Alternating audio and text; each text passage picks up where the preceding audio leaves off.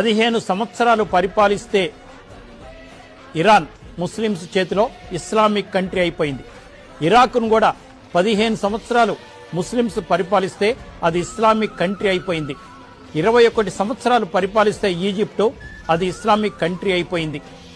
50 సంవత్సరాల పాటు యూరోప్ని క్రిస్టియన్స్ పరిపాలిస్తే ఆ దేశాలన్నీ కూడా క్రిస్టియన్ దేశాలు అయిపోయాయి. కానీ నా భారతదేశం, నా హిందూ దేశం 800 సంవత్సరాలు ముస్లింస్ పరిపాలించిన, దండయాత్ర చేసిన ఘోరీలు, గజనీ మహమ్మదులు, ఔరంగజేబులు, ఇటువంటి ముష్కరులు ఎంతో మంది దాడి చేసిన నిలబడింది హిందూ ధర్మం. 200 పైచీలకు సంవత్సరాలు క్రిస్టియన్స్ పరిపాలించిన, పరాయి దేశస్తులు పరిపాలించిన, ఎక్కడ కూడా మారలేదు. అదే హిందూ దేశం నిలబడింది, హిందుత్వం నిలబడింది. హిందూ దేవతలు పాదాలు కూడా తాకని పరిస్థితి మనం కల్పించాం. అది నా దేశ గొప్పతనం. ఎవ్వరు వచ్చినా మారం.